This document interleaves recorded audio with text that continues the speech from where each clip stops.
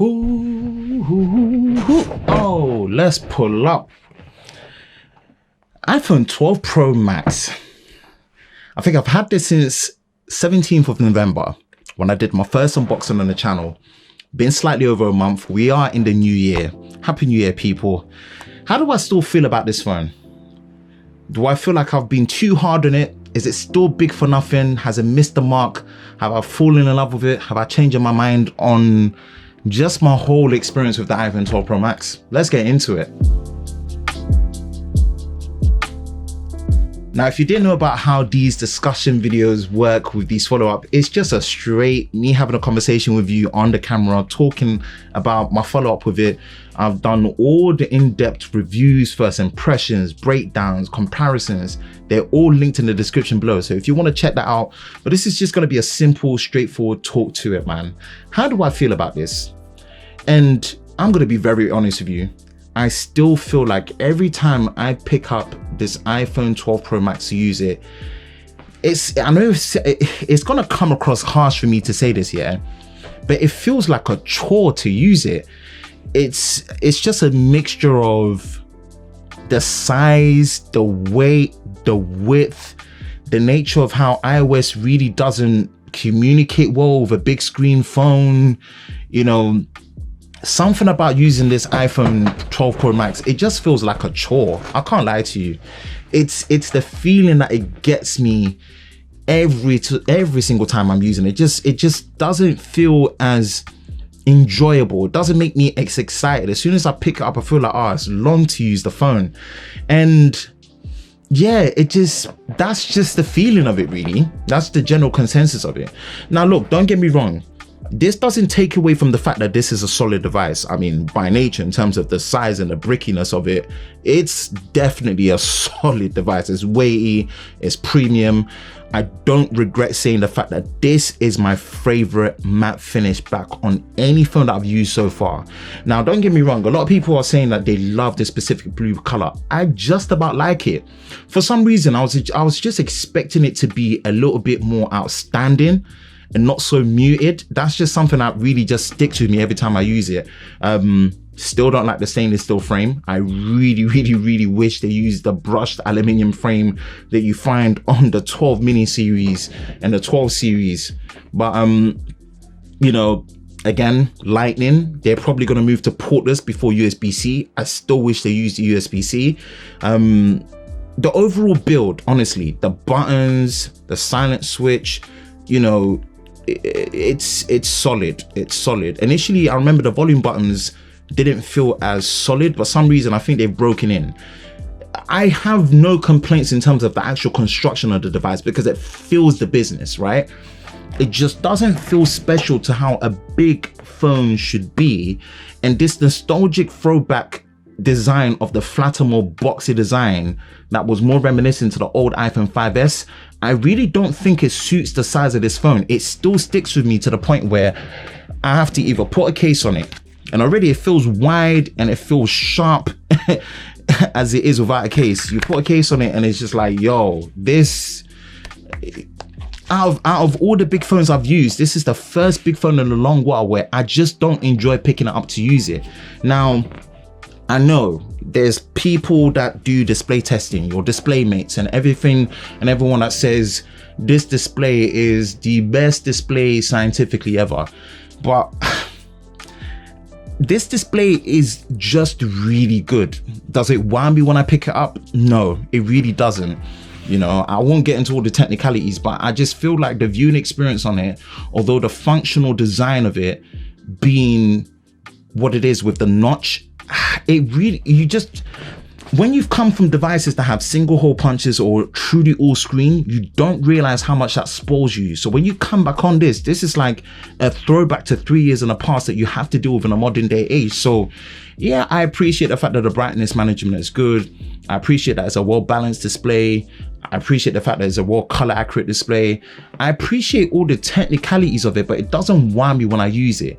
And at this price point, you know, not having a high refresh rate in any capacity, I know it gets beaten down to a drum. Imagine with how well optimized the animations are with iOS, right? And how smooth it is. Add that with a ProMotion display.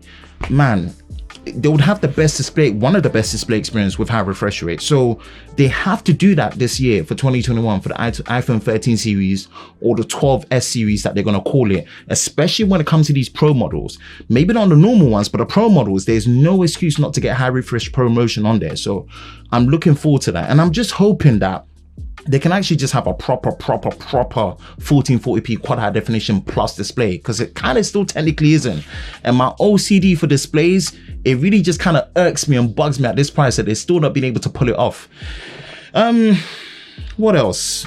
Obviously performance is great. 6 gigabytes of RAM, A14, 5nm, 5G, top of the line. And sometimes I feel bad that when it comes to this part that Apple's so good at, because you kind of have to glance over it, you just think, oh yeah, it's normal. Nah, rate Apple for what they're doing. If you've not been seeing what they've been doing with the Apple Silicon on their Mac and their M1 series, listen, they are the king at the minute when it comes to system on a chip design, and I rate them.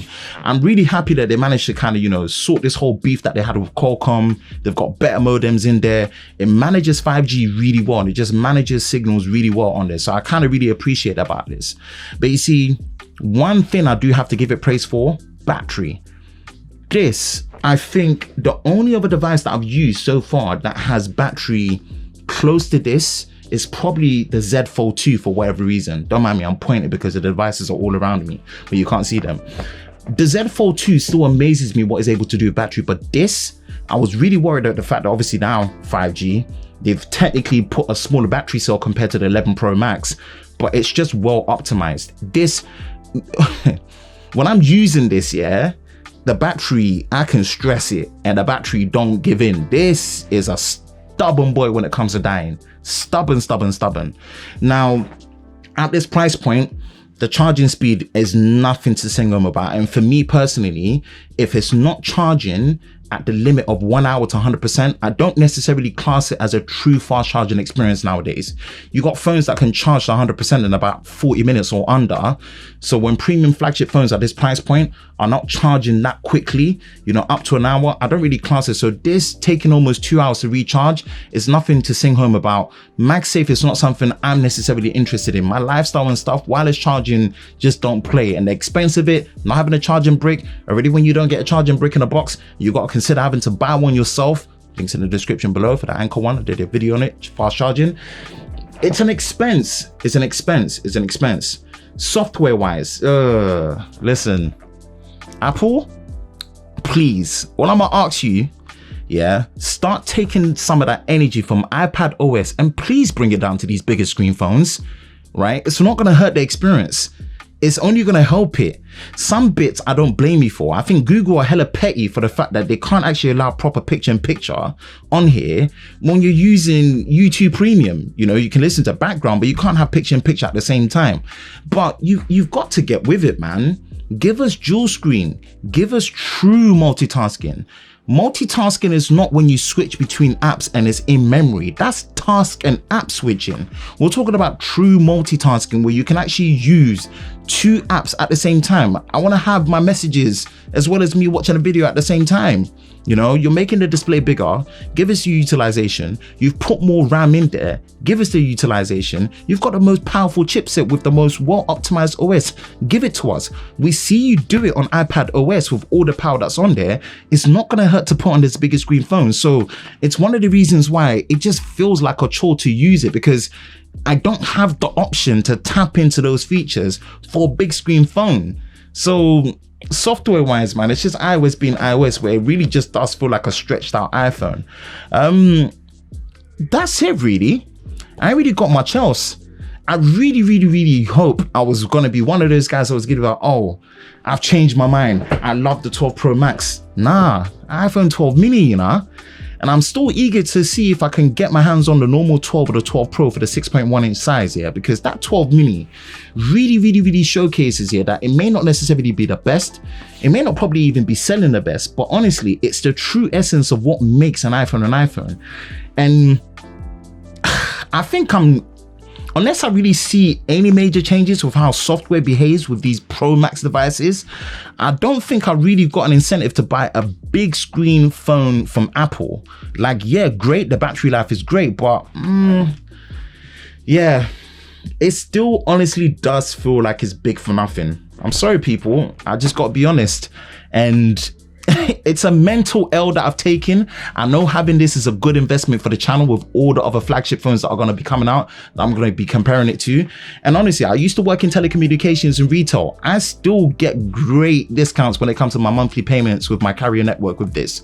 So really, the price I'm paying for this, low key, is probably cheaper than what you would get with an iPhone 12 mini on a monthly. So I keep it anyway. But I think it's just a lesson for me that if Apple don't fix their ways of how they treat their big screen phones, the next iPhone, no matter what they try and sell you on when it comes to the camera being, I don't know, better based on the sensor shift stabilization and the bigger sensor.